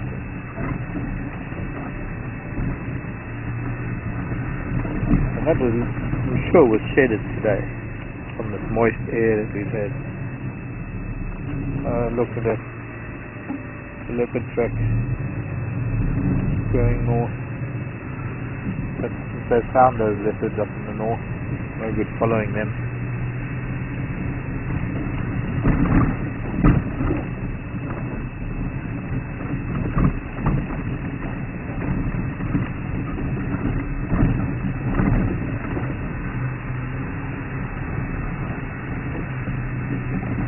And I thought I heard a lion moaning last night, so I was also hoping that maybe I would have found some lion tracks there, but haven't.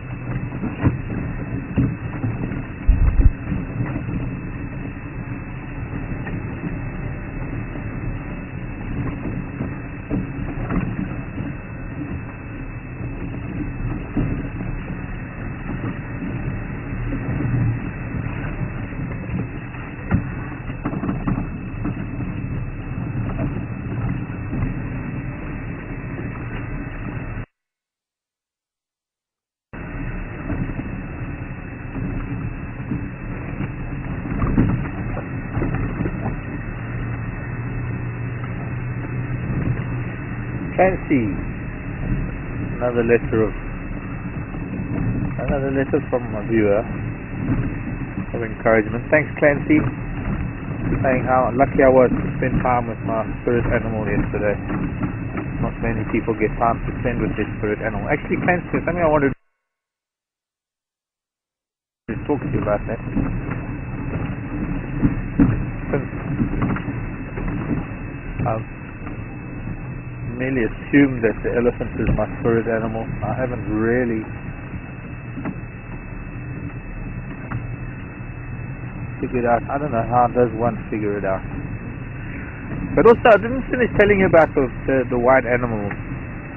That there have been a couple of white buffalo born here in Thornybush. I didn't mention it. It was on my mind at the time, and then I guess like every other time when I'm talking about things, start fading off and suddenly I'm distracted by something. But evidently there have been a couple of white buffalo born here at Thornybush from the time that or just prior to us being here. But they became brown after a while. They lost their whiteness.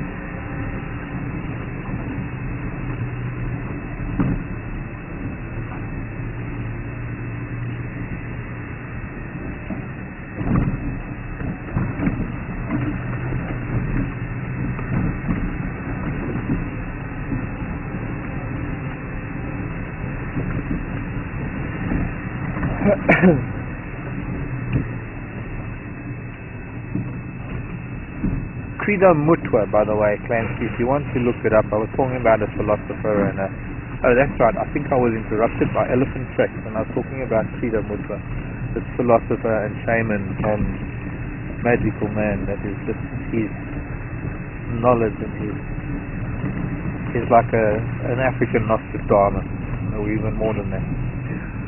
His name is Credo Mutwa, C-R-E-D-O, Mutwa, M-U-T-W-A. I think he has a doctorate. Now, Credo Mutwa had a lot to say about white lions and how white lions fit into African mythology and spirituality. And it so inspired a woman by the name of Linda Tucker that she developed the White Lion Project, and she wants to now breed white lions, put them back into the wild, because she believes that white lions are meant to be there. Hence the White Lion Project, which is just to the west of Thornybush.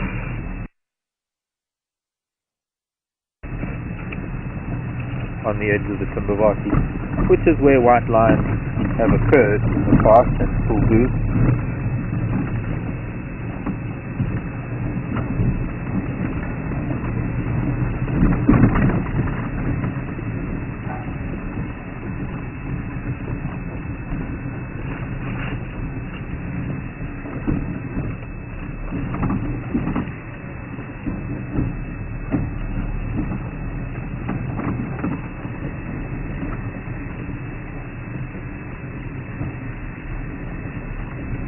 or it's a real winter's evening.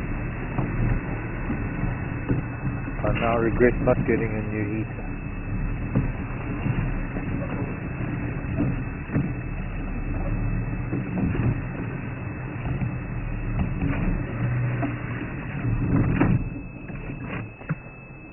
Dear, every time we come into the stand, you listen to that. So, pretty sky to the left, to the east. Funny enough, not so pretty to the west. Sunset's not that great tonight.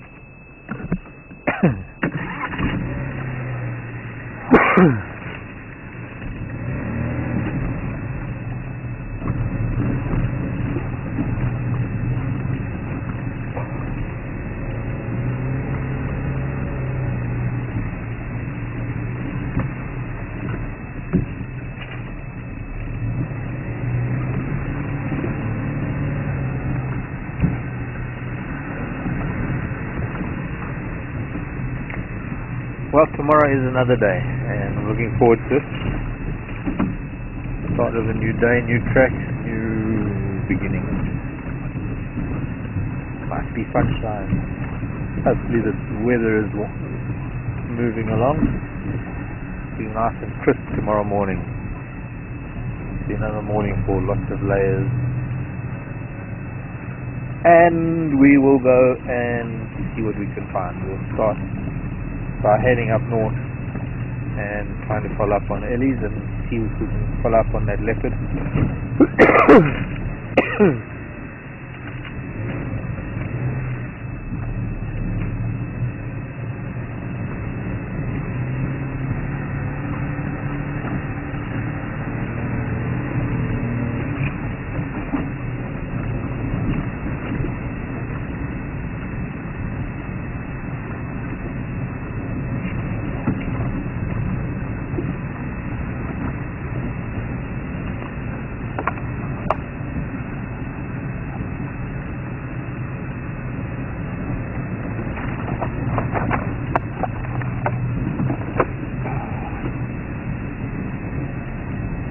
Could make me warmer.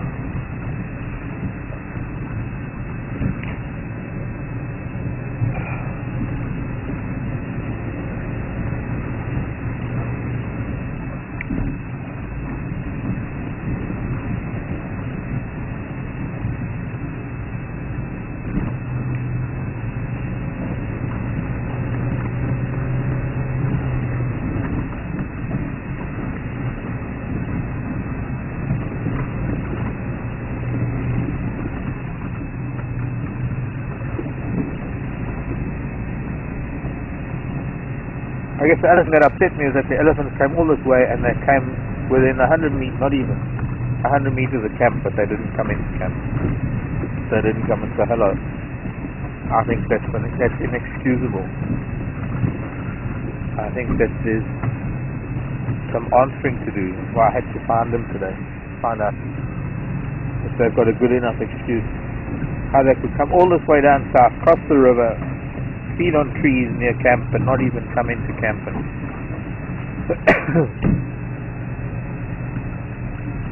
Well, I know what the answer will be. The answer will be they'll say, and who are you again? Probably be the answer.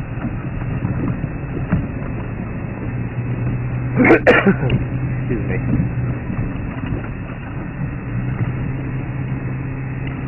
Not a cloud in the sky tonight. That means cold.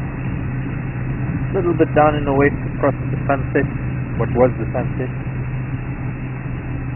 Doesn't look like anything coming up from the south. Oh, say goodnight to the impala. This is another animal to say goodnight. Let's talk to before we say goodbye. Whole herd quite spread out. They seem to be quite relaxed.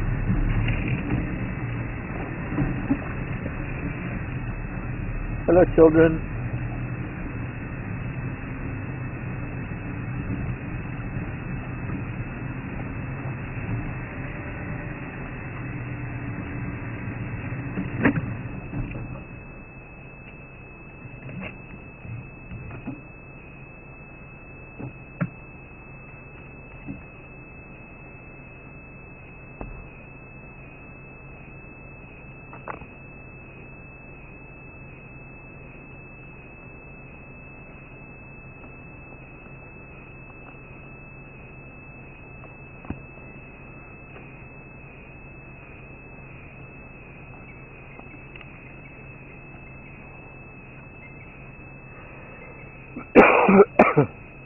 And hear a few francolins doing their last call of the day.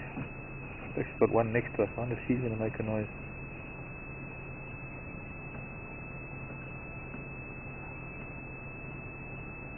Your turn, Mrs. Francolin. No, I mean run away. Camera sharp.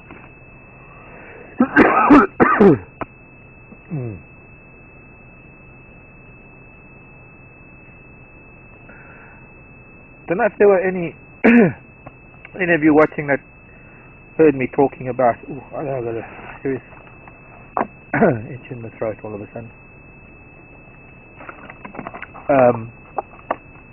Moira Hart was one of the ones who was asking me about phobias and how I would get her over her snake phobia or spider phobia. I forget which one it was now, but I have been asked about snake phobia. Well, the snake skin would actually be a good start.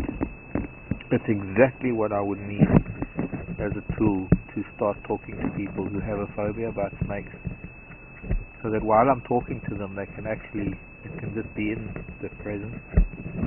In fact, at the beginning it wouldn't even be there, but at some point I would introduce the snake skin like that, and then it would just be there next to us while we were talking, just as a present. And then slowly but surely, when you felt comfortable, you could touch it. If you felt comfortable touching it,